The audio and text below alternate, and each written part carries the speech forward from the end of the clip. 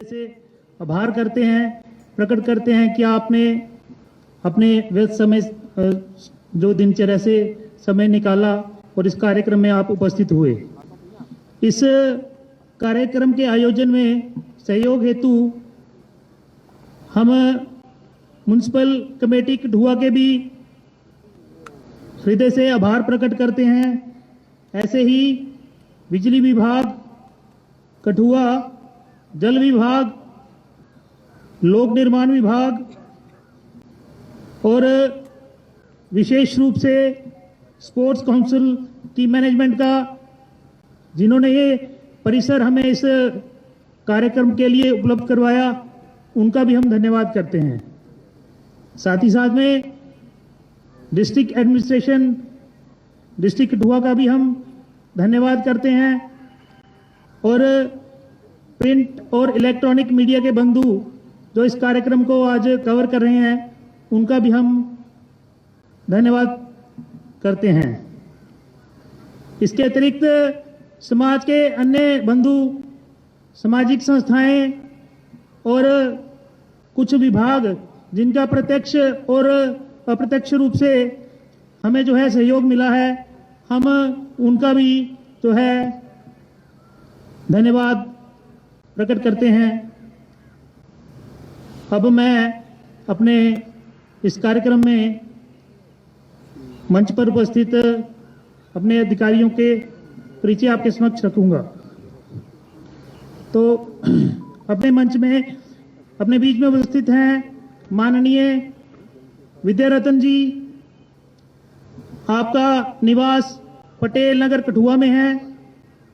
आप पिछले 48 वर्षों से संघ के स्वयंसेवक हैं और J&K board of school education से आप ज्वाइंट सेक्रेटरी के पद से सेवानिवृत्त हैं और वर्तमान में आप कठुआ विभाग के माननीय संघ चालक के नाते जो है हम सबका मार्गदर्शन कर रहे हैं। अपने बीच में माननीय डॉक्टर गौतम मैंगी जी, आपका निवास जम्मू में है।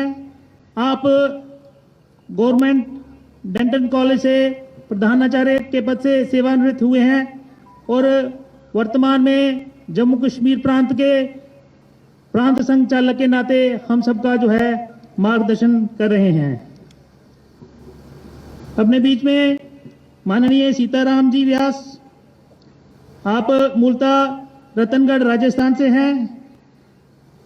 1964 में बीकानेर में संघ से आप जुड़े तो 5 वर्षों तक आप राजस्थान के पाली जिला में प्रचारक रहे।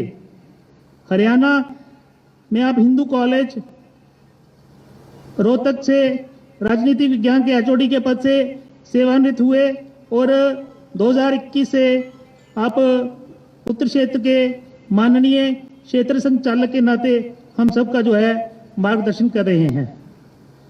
हमारे मध्य में परम पूजनीय सरसंघचालक डॉक्टर मोहन राव भागवत जी, आप मूलतः चंद्रपुर महाराष्ट्र में स्वयंसेवक बने।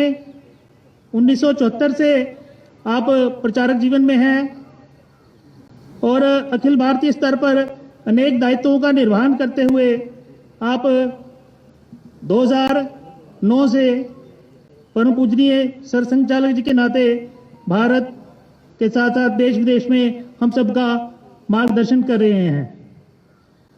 अब मैं परम पूजनीय सरसंघचालक जी से निवेदन करूंगा कि कविता के बाद अपना पाठ्य प्रदान करें।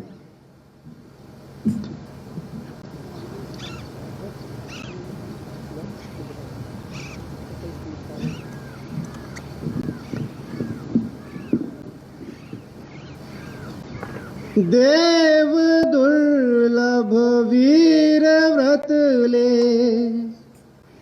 संगठित हो देश सारा, विश्वव्यापी ध्येय पथ पर राष्ट्र विजयी हो हमारा। विश्वव्यापी ध्येय पथ पर राष्ट्र सत्य पथ अपना सनातन नित्य नूतन चिर पुरातन व्यष्टि से परमेष्टि तक है चेतना का एक स्पंदन वेदवाणी के स्वरों में गूंजती संस्कार धारा विश्वव्यापी ध्येय पथ पर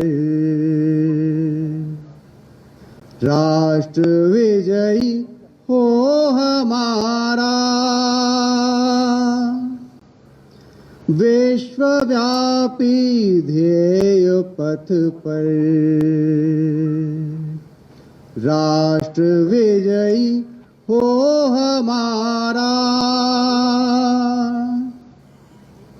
सब सुखी हों सब निरामय इस धरा का मूल चिंतन विश्व को मांगल्य देने कर दिया सर्वस्व अर्पण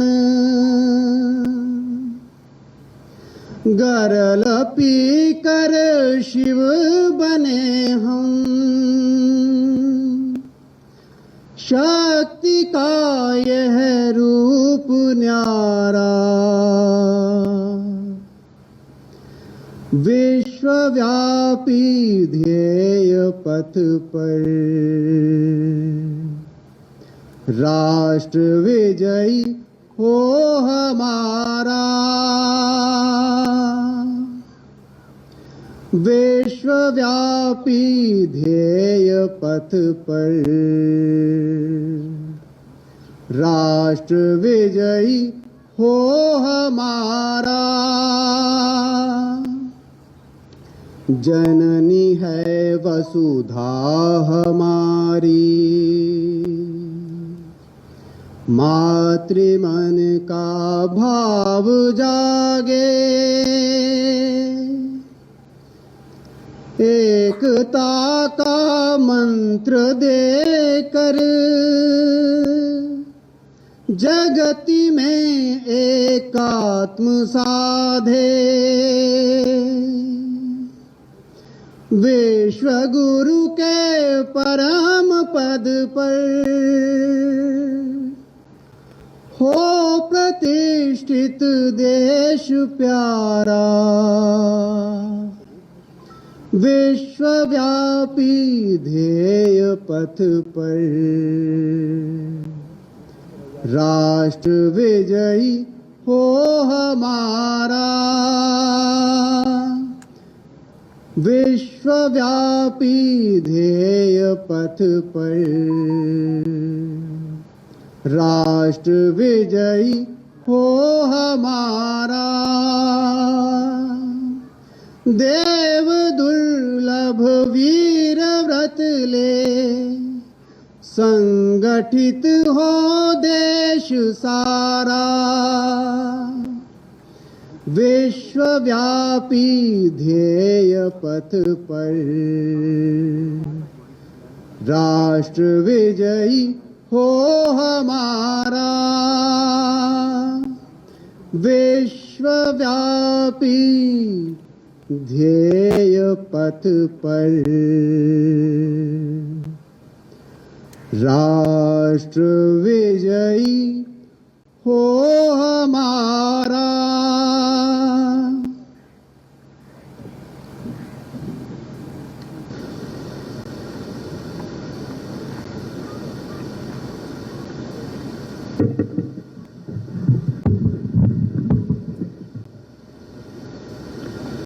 माननीय क्षेत्र संघ चालक जी, माननीय प्रांत संघ चालक जी, माननीय विभाग संघ चालक जी, उपस्थित अन्य अधिकारी गण, परम श्रद्धेय संत वृंद, आत्मीय स्वयंसेवक बंधु, नागरिक सज्जन, माता भगिनी, संघ के ऐसे कार्यक्रमों को हम समय समय पर देखते रहते हैं। स्वयंसेवकों को भी गणवेश में ऐसे कार्यक्रमों में उपस्थित रहना, शारीरिक प्रदर्शन करना, गीत गाना, इस सब का अभ्यास है। अभ्यास का एक लाभ है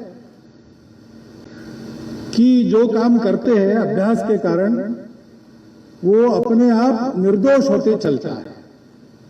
सहजता पूर्वक उत्तम काम करने के लिए अभ्यास आवश्यक है, प्रैक्टिस आवश्यक है। वो प्रैक्टिस हो जाती है, परंतु ध्यान नहीं रखा तो एक ही बात बार बार करने में मनुष्य वो बात क्यों कर रहे हैं इसको भूल जाता है। एक बार ऐसे हुआ कि एक गरीब आदमी रो रहा था, पैसा नहीं था, घर में खाने को कुछ नहीं था, बच्चे तंग कर रहे थे, उनको देने को कुछ नहीं था और आत्महत्या करने की हिम्मत नहीं थी, तो करेगा क्या? रो रहा था। तो वहां से एक महात्मा जी जा रहे थे। महात्मा जी ने पूछा, भाई क्यों रो रहे हो? तो उसने बताई अपनी हालत। तो महात्मा जी ने कहा, भाई रोने की जरूरत नहीं, तुम्हारे गांव की नदी है ना। तो बोले, महाराज ये नदी नहीं, खड्डा है, उसमें केवल वर्षा के समय पानी आके बह जाता है, बाकी सब पत्थर ही पत्थर दिख रहे। तो महात्मा जी ने कहा, वही बात है, वो पत्थर है ना, उसमें एक पत्थर पारस का पत्थर है, जो लोहे से लगने से लोहा सोना बन जाता है। तुम उस पत्थर को ढूंढ लो, तुम्हारा जन्म जन्मांतर का दारिद्र्य समाप्त हो जाएगा। अब महात्मा जी बात कही तो विश्वास तो हो ही गया। वो अपने घर से एक लोहे की सीख लेके आया और खड्ड में खड़ा रहा और एक एक पत्थर उठा के देख रहा है। उठाना, उस सीख को लगाना, फिर देखना, नहीं हुआ सोने की, फेंक देना, दूसरा उठाना, फिर से लगाना, देखना, फेंक देना, उठाओ, लगाओ, देखो, फेंको। जैसे आपने 1, 2, 3, 4 में व्यायाम योग किए, वैसा उसका अकेले का व्यायाम योग शुरू हो गया। उठाओ, लगाओ, देखो, फेंको, उठाओ, लगाओ, देखो, फेंको। करते करते गति से काम होने लगा, धुन लग गई और विचार भूल गया कि ये क्यों कर रहे। तो कभी एक बार उसके हाथ में वो पत्थर आया, उसने सीख को लगाया, सीख सोने की बन गई। आंखों ने देखा लेकिन भूल गए थे क्या करना है, क्यों देखना है, क्या देखना है। तो 4 में पत्थर को फेंक दिया और ऐसे हजारों पत्थर उठाए होंगे, एक बार उसको ठोकर लग गई तो एकदम होश में आ गया। अरे मैं क्या, हाँ नदी में मुझे वो ढूंढना है पत्थर। देखता है तो वो सीख सोने की बन गई, लेकिन पत्थर कहाँ, पारस पत्थर कहां से उठाया, कहां फेंका, कुछ मालूम नहीं। तो इतनी ही प्रैक्टिस की, उसका एक तो फायदा हो गया कि एक सीख भर का सोना उसको मिल गया, लेकिन जीवन भर का मिल सकता था। तो करते समय क्यों कर रहे इसका विचार भूल जाने से वो जो बड़ा लाभ होने वाला था उसने छोड़ दिया। हम संघ के स्वयंसेवक जो बैठे हैं उनको तो ये सब पता है, उनका रोज का अभ्यास है। रोज के अभ्यास से ये काम उत्तम होते हैं। अनुशासन संघ का प्रसिद्ध है क्योंकि अभ्यास है, ये अच्छी बात है। लेकिन करते करते ये हम क्यों कर रहे हैं ये भूलना नहीं चाहिए। इतने सारे स्वयंसेवक अपने यहां पर है, मैं समझता हूं कि बहुत वर्षों के बाद कठुआ में इतना बड़ा गणवेश का एकत्रीकरण हम सब लोग देख रहे हैं। तो इसमें कुछ 100 नए भी लोग होंगे। और फिर आजकल संघ जरा देश की गतिविधियों के केंद्र में है, तो संघ क्या कर रहा है सभी लोग देखते रहते हैं। तो नागरिक भी अधिक संख्या में आए हैं जो इसके पहले संघ को देख नहीं रहे थे। तो इन सबको ही आवश्यकता होती है, संघ क्या कर रहा है ये तो देख रहे हैं, लेकिन क्यों कर रहा है ये जानने की। हमको करना क्या है, क्योंकि ये नहीं जानेंगे तो फिर अपने अनुमान से अलग अलग अर्थ लोग निकालते हैं। एक लामा जी खड़े थे हिमालय के एक छोटे से टीले पर, शिखर पर नहीं, वहां से दूर देख रहे थे। आसपास के गांव से आने जाने वाले लोग लामा जी को देख रहे थे और अनुमान लगा रहे थे कि लामा जी उधर क्यों देख रहे हैं। तो किसी ने कहा कि वहां से वो सीनरी अच्छी दिखती होगी। दूसरे ने कहा अरे लामा जी को सीनरी क्या नई बात है क्या, वो ऐसे कितने ही शिखरों पर चढ़े और देखा है। वो तो दूर से किसी को देख रहे होंगे, कुछ चल रहा होगा दूर तक तो वो देख रहे होंगे। तीसरे ने कहा अरे वहां क्या चल रहा है, कोई चल के आता होगा उसकी प्रतीक्षा कर रहे, तो दूर से निहार रहे कि आ रहा है कि नहीं आ रहा।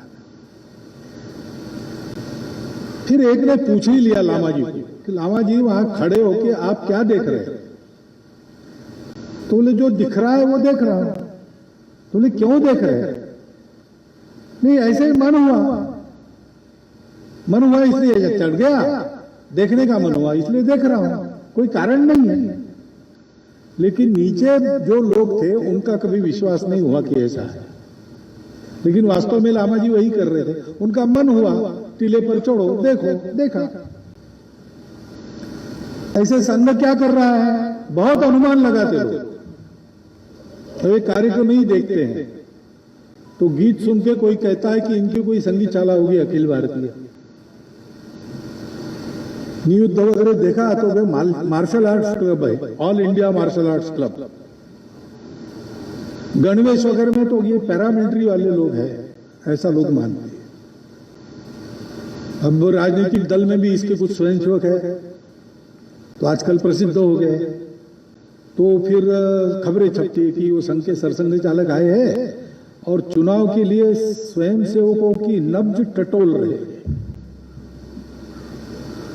मैं तो जानवरों का डॉक्टर हूं, मनुष्यों की नब्ज नहीं टटोलता, सीखा नहीं मैंने, लेकिन ऐसे अनुमान लगा। अनुमान के जगह प्रत्यक्ष है, अंदर आके देखना, जो है वो दिख जाएगा, समझ जाएंगे। अंदर आकर देखने के लिए भी थोड़ा सा भरोसा चाहिए कि गलत जगह अंदर नहीं जा रहे, तो बाहर आना ही मुश्किल हो जाएगा। इसलिए कुछ बातें मैं आपके सामने रखता हूं, स्वयं सेवकों के पुनर्स्मरण के लिए और बाकी लोगों के जानने के लिए। अभी हमने गीत सुना, विश्व को जिन बातों की आज आवश्यकता है उन बातों को विश्व को दे सकने वाला दुनिया में एकमात्र देश है भारतवर्ष। क्योंकि विश्व के पास बाकी सब कुछ है, लेकिन जिससे सुख मिले, समाधान मिले, संतोष हो, वो बात नहीं है। और जो बाकी सब कुछ है वो हमको न बिगाड़े, इसके लिए जो डिफेंस चाहिए, सुरक्षा चाहिए, वो बाकी लोगों के पास नहीं है। मनुष्य सुखी हो, संतोष समाधान से जीवन काटे, दुनिया के कलह बंद हो, सर्वत्र शांति फैले, सर्वत्र समाधान रहे, और सब कुछ होने के बाद भी मनुष्य का सदाचार सद्भाव बना रहे। इस इच्छा से गत 2000 वर्षों में सब प्रकार के प्रयोग दुनिया ने करके देखे। जड़वाद के आधार पर भी किए, आस्तिकवाद के आधार पर भी किए, भगवान को मानकर भी किए, भगवान को न मानते हुए भी किए, समाजवादी दृष्टिकोण से भी किए, पूंजीवादी दृष्टिकोण से भी किए, व्यक्तिवादी दृष्टिकोण से भी किए, समूहवादी दृष्टिकोण से भी किए। लेकिन सब आजमाने के बाद फल क्या मिलता है? साधन सुविधा बहुत बढ़ गई, मनुष्य संपन्न हो गया।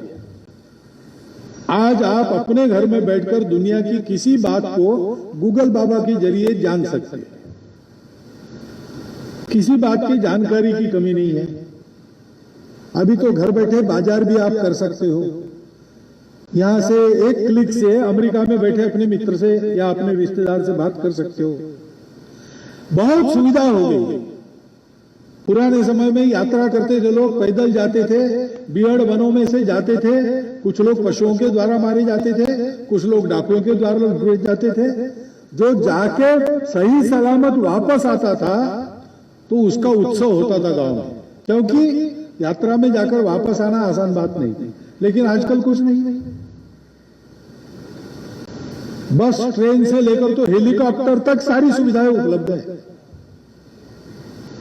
जहां लोग जन्म जन्म में एक आध बार जाने की इच्छा करते थे, मानस सरोवर है, गंगा सागर है, ऐसे जगह आजकल हर साल जाकर आने वाले लोग हैं। इतनी सुविधा है, लेकिन दुनिया का दुख कम नहीं हुआ। दुनिया के कलह मिटे नहीं और बढ़ गए।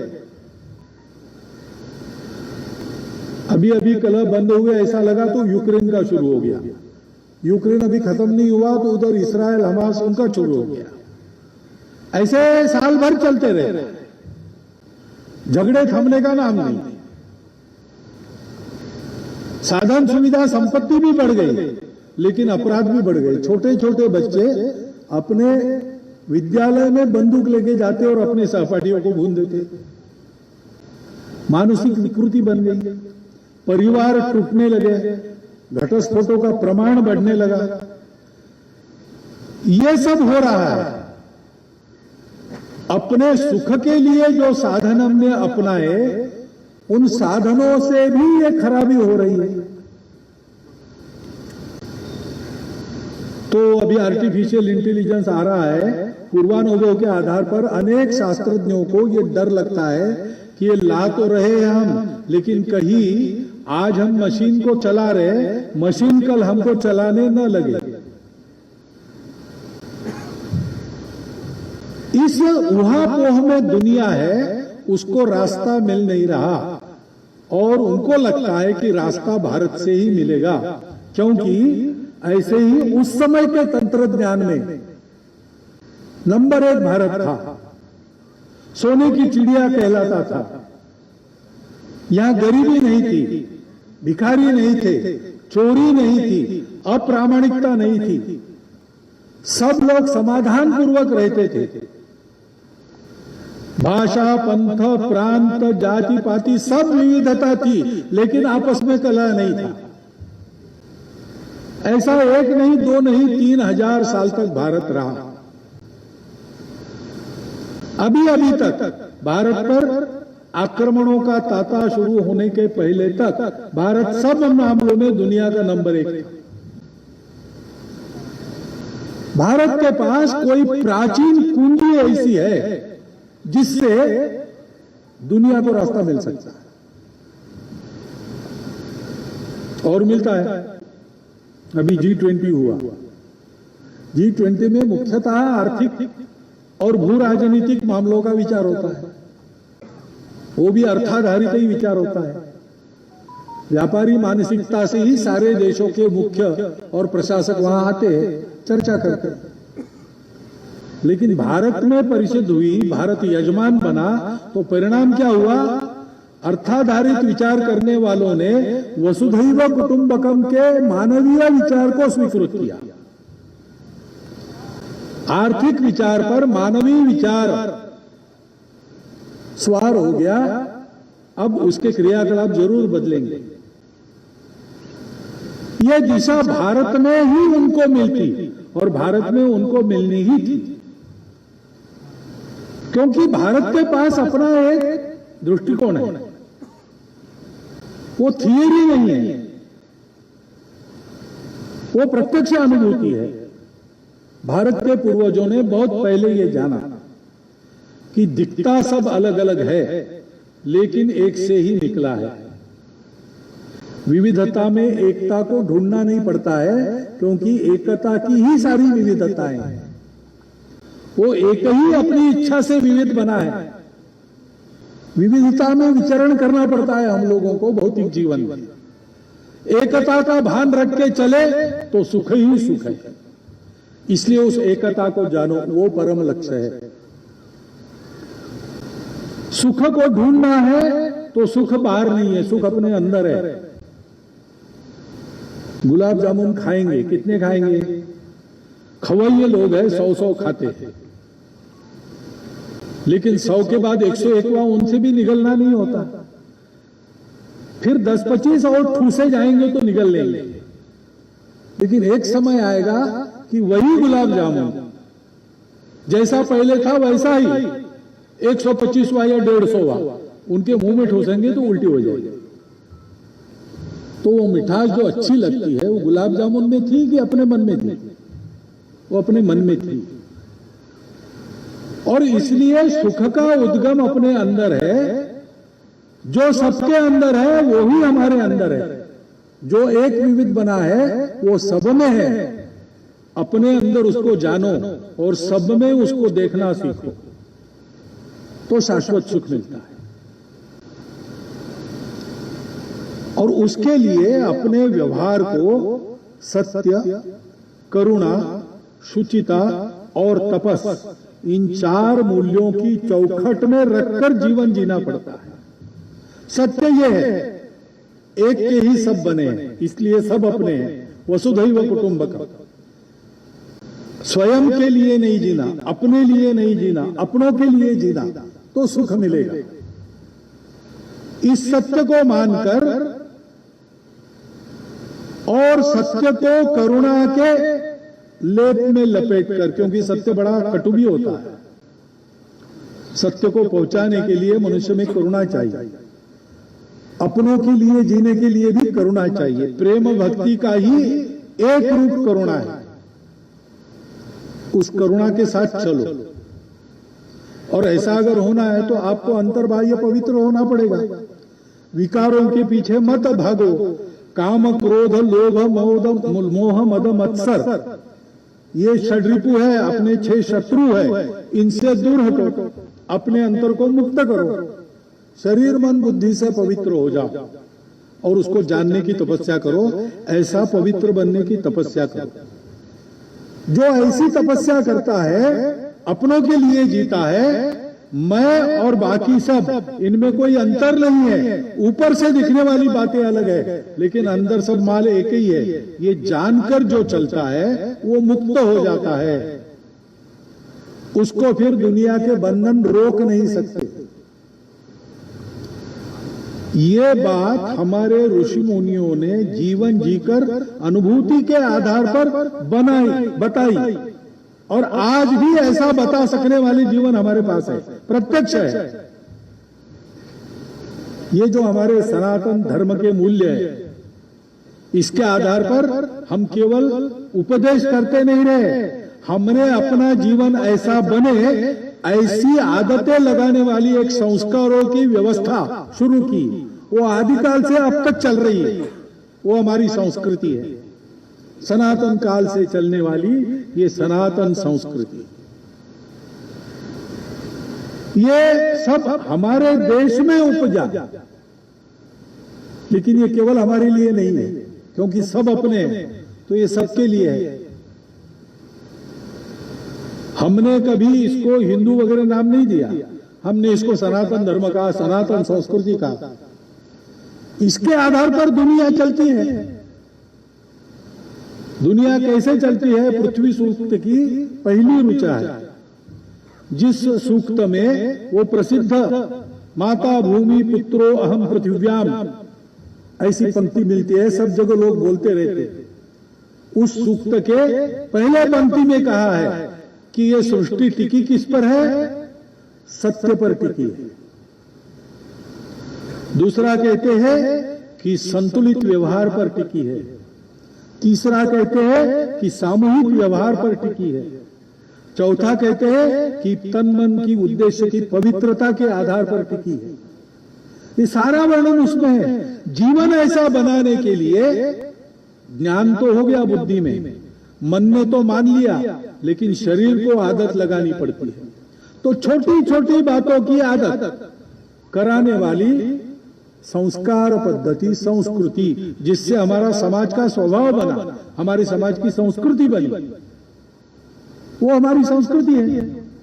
अपने घर के सामने कोई मांगने वाला आ जाए तो आज भी हम सोचते हैं कि आया है तो कुछ तो दे दो।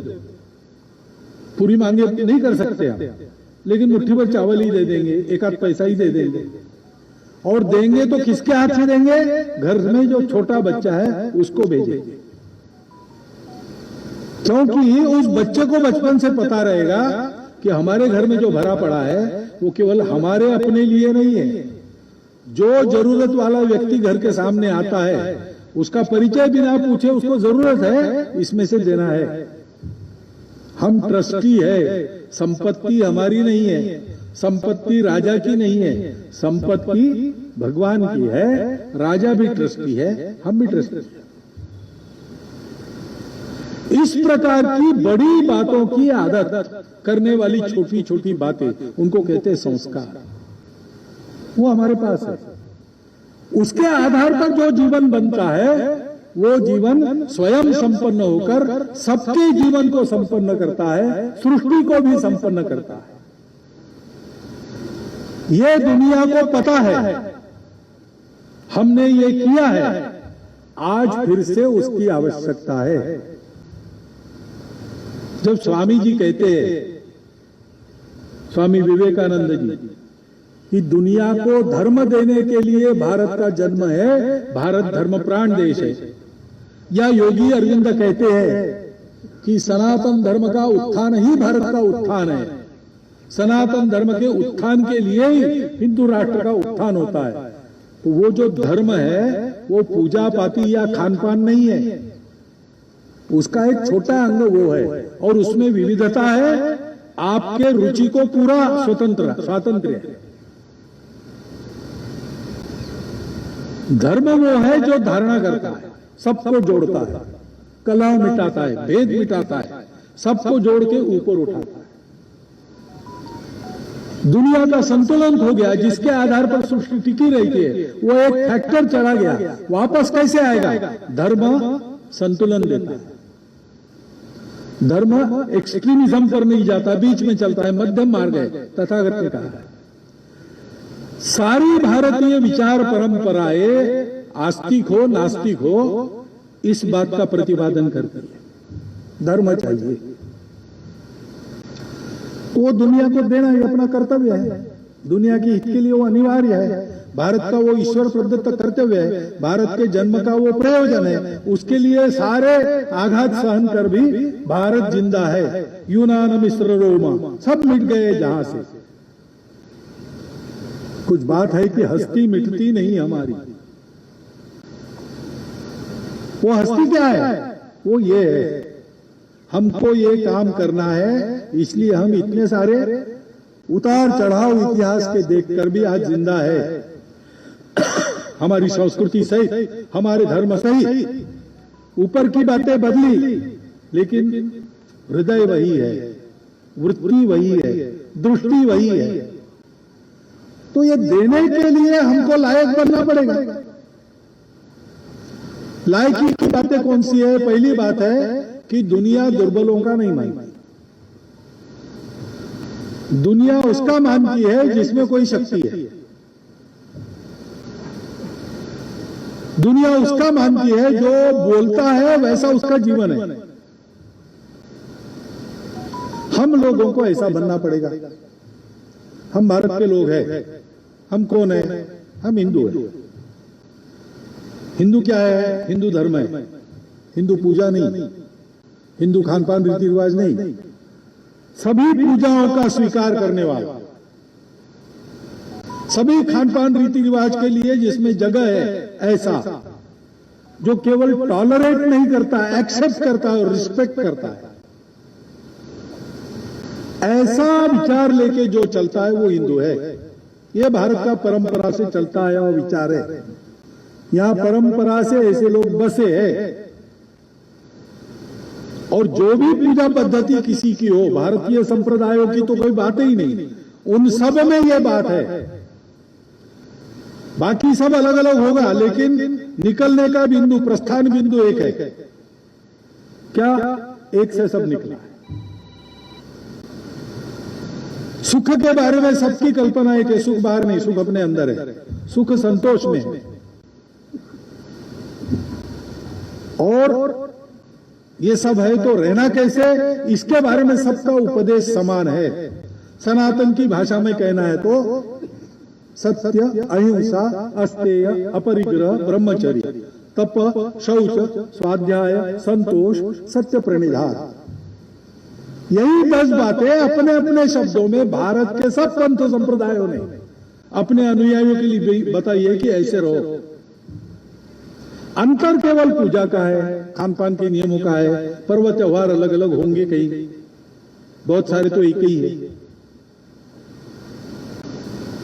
इस अपने एकता को पहचान कर अब तक जो भेदों का व्यवहार 1000 वर्ष तक हमारा रहा उसको छोड़ देना और भारत माता के सब पुत्र अपने भाई, मेरा जीवन विकसित होके उनके विकास में काम आएगा, ऐसा जीवन रहेगा, ऐसा अपना जीवन बनाना। उसके लिए रोज संघ की शाखा में आना, बाहर की दुनिया को भूल जाओ, दाल आटे के भाव भूल जाओ, कहां काल लड़ाई झगड़ा हो रहा है भूल जाओ, यहां आओ, भारत माता को ही सामने रखो, उसके भक्ति के ही गीत गाओ, भारत माता के पुत्रों के साथ वो कौन है, कितने कमाते हैं, किस जाति के है, कुछ विचार मत करो, वो अपने भाई है। भारत माता की धूल में लोटपोट होकर खेल खेलो, खेलों में से छोटी छोटी बातों में से बड़ी बातों के गुण विकसित करो। और ऐसा करते हुए सबको जोड़ो, सब मिलकर भारत को बड़ा बनाएंगे ताकि भारत सब विश्व के देशों को साथ लेकर दुनिया को सुख शांति का नया रास्ता दिखाएगा। संघ का काम इसके लिए चला है। प्रार्थना होगी, आप सुनेंगे। आखिरी कड़ी देखिए, विजेत्री चन संहता कार्य शक्ति, हमारी संगठित कार्य शक्ति के भरोसे विधायास्य धर्मस्य संरक्षणम, उस कार्य शक्ति का उपयोग गुंडागर्दी के लिए नहीं, लड़ाई झगड़े के लिए नहीं, धर्म का संरक्षण करने के लिए। जोड़ने वाला तत्व, बिखरने न देने वाला तत्व, सबको उन्नत करने वाला तत्व, उसकी सुरक्षा के लिए उपयोग करते हुए हम अपने देश को परम वैभव संपन्न बनाएंगे। इसके लिए शीघ्र समर्थ बने। परम वैभव ने तुम्हें तत्स्वराष्ट्रम समर्था भवतु, भगवान को कहते तुम्हारा आशीष दो, भृशम जल्दी हो। ये संघ की प्रार्थना है। लाखों स्वयंसेवक रोज अपने सामूहिक संकल्प का स्मरण शाखा पर अपने शरीर मन बुद्धि को उन्नत करने वाले सीधे सरल कार्यक्रम करते हुए करते हैं।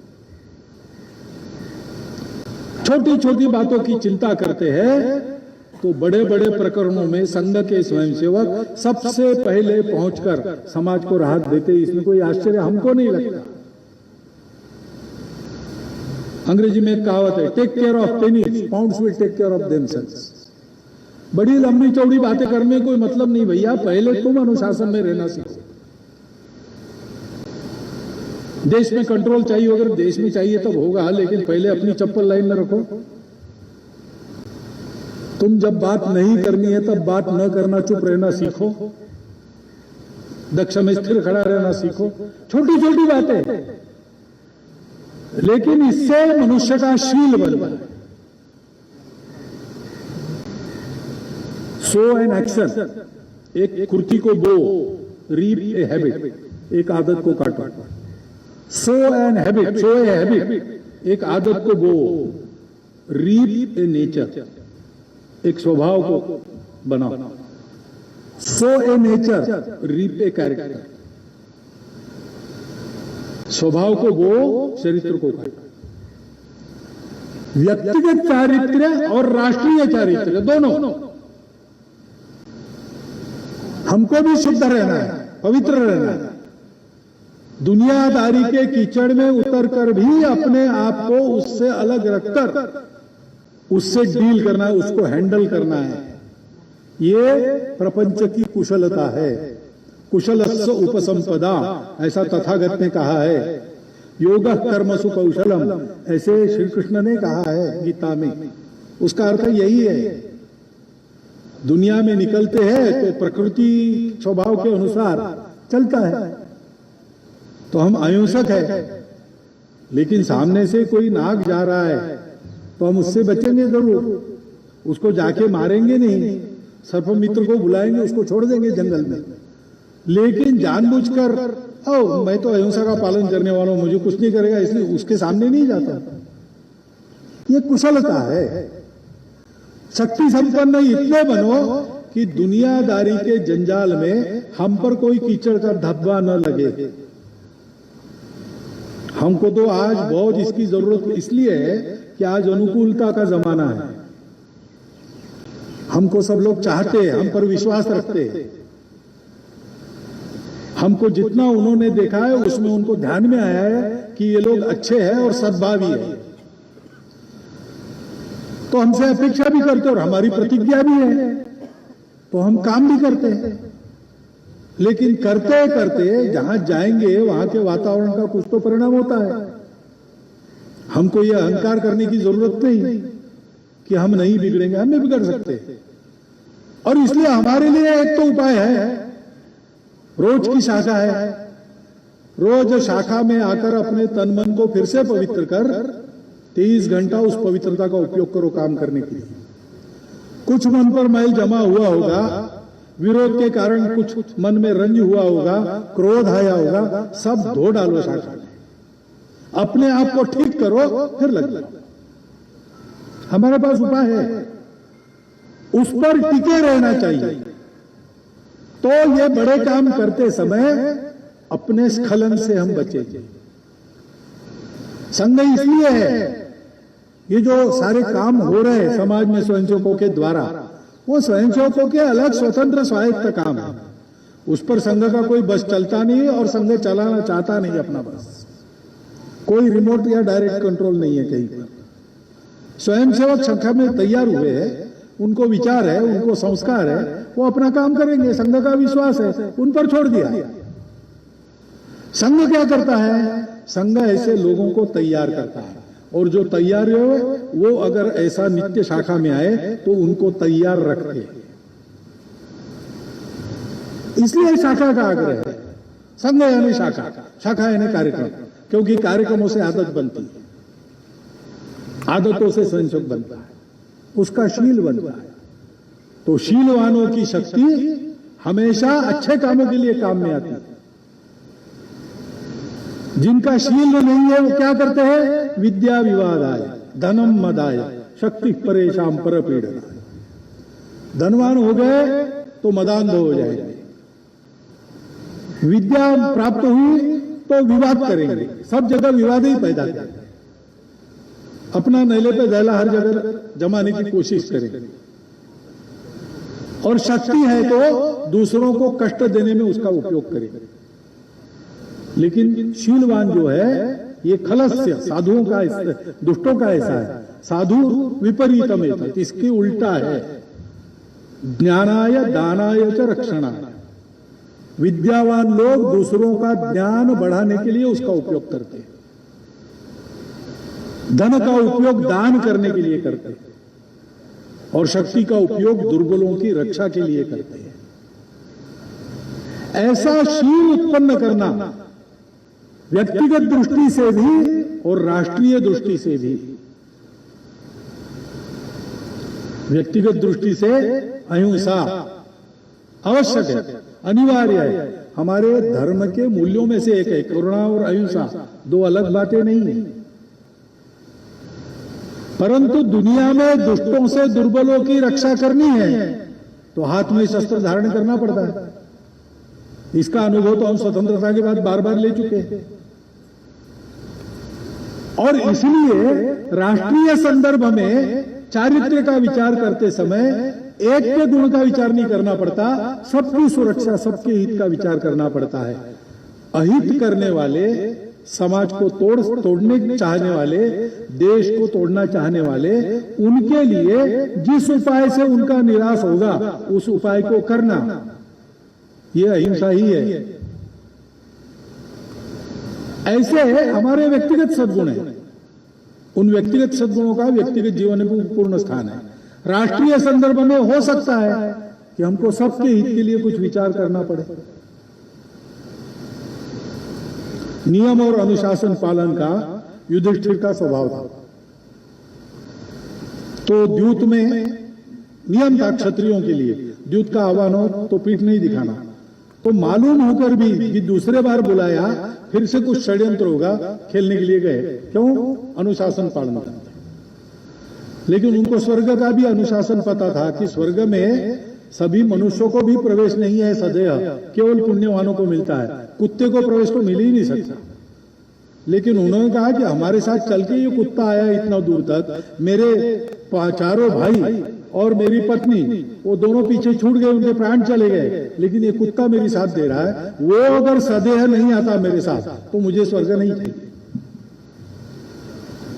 ये फर्क है राष्ट्रीय और व्यक्तिगत चारित्र्य में। नियम अनुशासन का पालन वहां आवश्यक था। एक का प्रश्न था, धर्मराज्य का राज्य रहेगा कि जाएगा। यहां पर एक का प्रश्न नहीं था, इतने दूर से चल के कुत्ता साथ आया है, अब उस बर्फ में उसको अकेले छोड़ देंगे। दूसरी का एक का विचार था। ये सब सीखने के लिए स्वयंसेवक संघ में आते हैं और ये सीख कर समाज के हित के लिए इसका विनियोग करते हैं। क्यों? क्योंकि ये समाज संगठित बने, निर्भय बने, अपना जो परंपरागत स्वत्व है उसके आधार पर खड़ा हो और उसकी आवश्यक बातें जो दुनिया को आज चाहिए वो देने के लिए समर्थ देश का निर्माण करे। देश का निर्माण देश की जनता करती है। देश की जनता गुणवान होती है तब देश का भाग्य बदलता है। करने वाले तो बहुत आते हैं, महापुरुष बहुत आते हैं, अच्छे अच्छे विचार भी, तत्वज्ञान भी आते हैं। ये सब सहायक होते हैं, ये अकेले कुछ नहीं कर सकते। इन सबको एक बड़ा साथ चाहिए, वो समाज की इच्छा शक्ति और समाज के सद्गुणों। उन सद्गुणों की साधना और अपने राष्ट्र को परम वैभव संपन्न राष्ट्र बनाने की इच्छा शक्ति, इन दोनों का निर्माण संघ की शाखा में होता है। वही करने के लिए संघ है। ये छोड़कर संघ को और कुछ करना नहीं। बाकी जो करना आवश्यक है स्वयं सब कर ले, समाज कर ले, समाज तैयार होगा तब। संघ को तो ऐसे लोग तैयार करने हैं, इसलिए हम शाखा में आते हैं, इसलिए हमारा अनुशासन की छोटी बातों पर आग्रह है, इसलिए इन सब बातों का पालन हम करते हैं। इसको ध्यान में रखकर हम चले तो आज का समय ऐसा है कि शक्ति हमारी भी बढ़ गई है, समाज में हमारा एक स्थान भी बन गया है, समाज में अपने राष्ट्र को बड़ा देखने की इच्छा शक्ति जाग रही है, तो समाज आगे होकर चलने के लिए तैयार है। ऐसे समय में हम लोग समाज को अपने शक्ति की जोड़ी दे दे, समाज को आगे करें, क्योंकि हमको तो कुछ नहीं चाहिए। तेरा वैभव अमर रहे मां, हम दिन चार रहे न रहे, ऐसा हम मानते हैं। हम चाहते हैं कि इतिहास में ये न लिखा जाए कि संघ के कारण देश बड़ा हुआ। इतिहास में ये लिखा जाए कि समाज ऐसे बना कि उसने अपने देश को बड़ा कर रखा। और इसलिए मन में पूर्ण सद्भाव लेके स्वार्थ और भेदों को भूलकर देश का काम करते करते जीना, और अगर मरने की आवश्यकता है तो मरने के लिए भी तैयार रहना। ये जीवन कैसे होता है समाज को अपने जीवन से सिखाएं। इसके लिए हम संघ के स्वयंसेवक है, इसके लिए संघ चलता है। इन बातों का विचार सदैव आप सब लोग मन में रखें, ऐसा एक अनुरोध आपके सामने रखता हूं और मेरे 4 शब्द समाप्त करता हूं।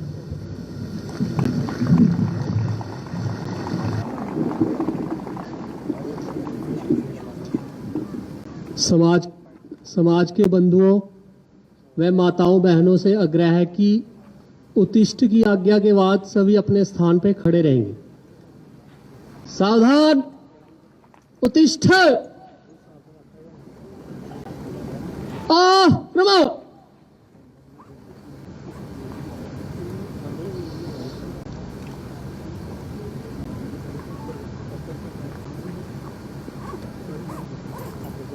संघ,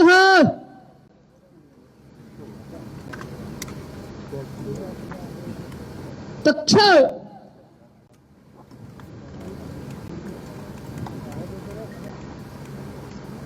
ध्वज प्रणाम।